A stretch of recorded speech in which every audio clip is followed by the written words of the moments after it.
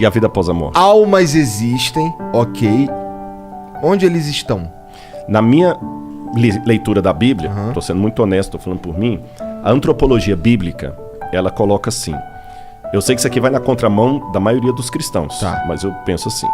Deus, diz a Bíblia, formou o homem do pó da terra, Adão, por isso que o nome é Adão, Adamá é terra em hebraico, soprou-lhe nas narinas o fôlego de vida, e o homem passou a ser alma vivente, Nefesh Hayah.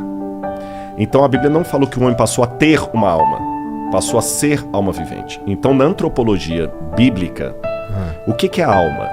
A alma é a junção do corpo, da matéria, com o fôlego de Deus. Esse fôlego de Deus não é uma entidade. Isso aqui é igual o Ruach. Você entendeu? O Ruach, vento. Então Deus pegou o pó da terra, soprou nas narinas o fôlego de vida, e a junção dos dois produz a alma vivente. Seria como essa lâmpada que está aqui, que a luz é a junção da energia com a lâmpada. Se eu tirar a lâmpada, não tem luz. Se eu tirar a energia, não tem luz. Então a alma é a junção do corpo com o fôlego dado por Deus. Se eu tirar um dos dois, não tem alma. Se não tem alma, o que acontece com as pessoas quando elas morrem? Eu entendo, pelas pesquisas que eu fiz da Bíblia, que até a ressurreição de Jesus, na volta de Jesus, todos os mortos estão dormindo o sono da morte. Tanto é que uma curiosidade, eu sei que muitas, mas as igrejas não fazem isso. A igreja católica tem a missa de sétimo dia, os espíritas conversam com os mortos e tudo mais. Eu estou dando a minha leitura da Bíblia. A palavra cemitério, se o pessoal der uma googada depois, eles vão confirmar o que eu estou falando. Quem deu o nome de cemitério para o cemitério foram os cristãos primitivos. Porque quando eles sepultavam os mortos deles, eles não podiam colocar no cemitério judeu, que os judeus não deixavam. Não podiam colocar na necrópolis dos romanos, porque também não deixavam. Então os primeiros cristãos começaram a fazer túneis debaixo da terra, numa propriedade doada por Flávio Domitila, e começaram a construir as famosas catacumbas de Roma. Só que catacumba foi um nome pejorativo que os pagãos deram. Aí os cristãos resolveram não chamar o lugar dos mortos de catacumba, mas de coemiterium. Coemiterium, em grego, de onde vem a palavra cemitério, significa dormitório. Então, se os cristãos chamaram o lugar dos mortos de dormitório, que essa era a crença deles, o próprio credo apostólico, que é um dos mais antigos e é rezado em muitas missas católicas, creio em Deus Pai Todo-Poderoso, no final falou assim, creio na ressurreição da carne. Se a pessoa já está no céu, para que ela vai voltar para ressuscitar? Até minha Deve estar falando de Jesus, na ressurreição da carne de Jesus. Não. Creio, não, falando assim, porque fala assim, creio em Deus Pai Todo-Poderoso, Criador do céu e da terra, creio em Jesus Cristo, seu único Filho, nosso Senhor, que foi concebido pelo Espírito Santo, nasceu de Maria Virgem, padeceu sob Pôncio Pilatos, foi crucificado, morto e ressuscitado. Então ele falou da ressurreição de Jesus. Fechou Jesus. Creio na ressurreição dos mortos, na ressurreição da carne e na vida eterna. Amém. Lá no final. Então já passou de Jesus. E a promessa bíblica é a ressurreição de todos. Então quer dizer, se sua mãe morreu, ela não vai entrar no céu antes de você. Você está entendendo?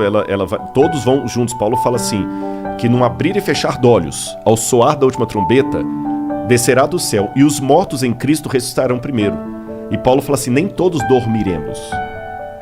A ideia de uma alma imortal, porque mesmo os gregos, os egípcios, não tinham essa ideia de imortalidade da alma que nós temos hoje. Quando você fala Ka no egípcio, eles entendiam que a Ka, que é alma em egípcio, era um elemento que precisava de um corpo material para existir. Então você vê que mesmo na cultura egípcia mais antiga, a ideia é que a alma não é uma entidade etérea, ela precisa de um corpo. Também na Suméria. Por isso que eles faziam múmias? Por isso faziam múmias, exatamente.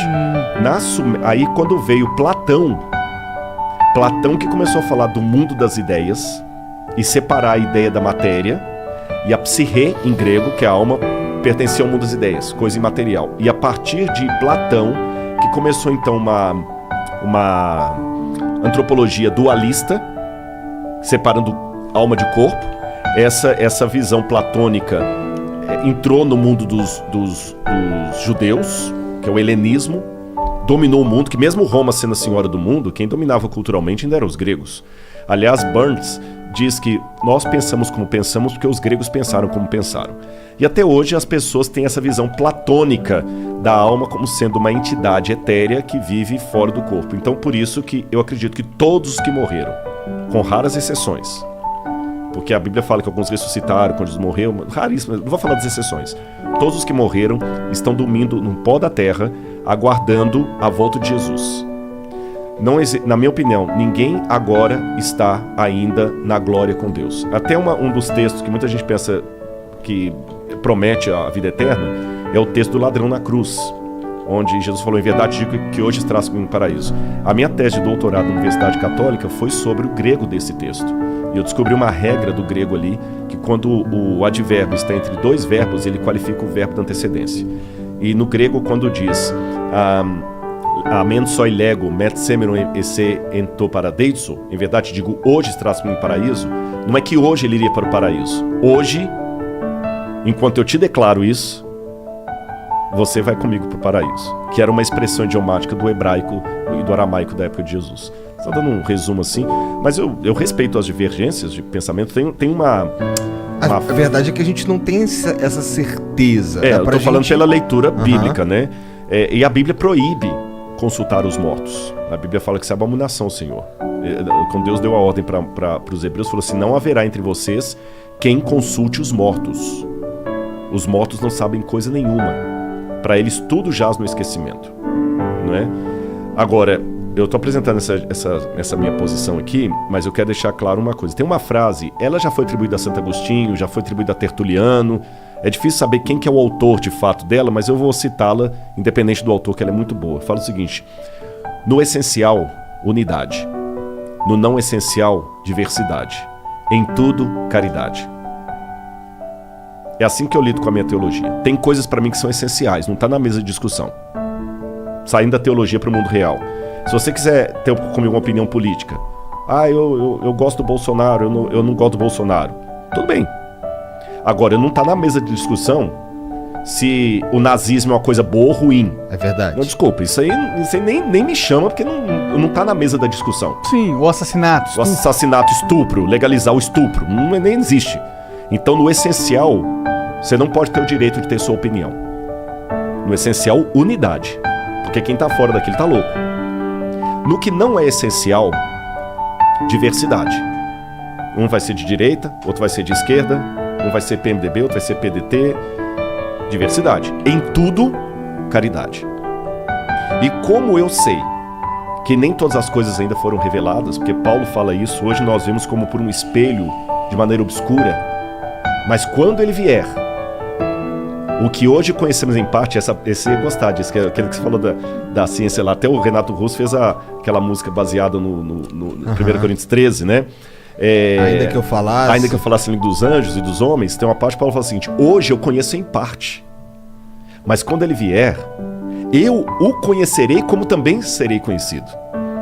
Porque hoje vemos como por um espelho, obscuramente. Então até Paulo, apesar de ser um homem de fé, de convicção, que morreu por Cristo, ele trabalhava, ele não era cego para a possibilidade do equívoco. Vocês estão entendendo? Então, quer dizer, hoje eu sou muito sincero naquilo que eu creio.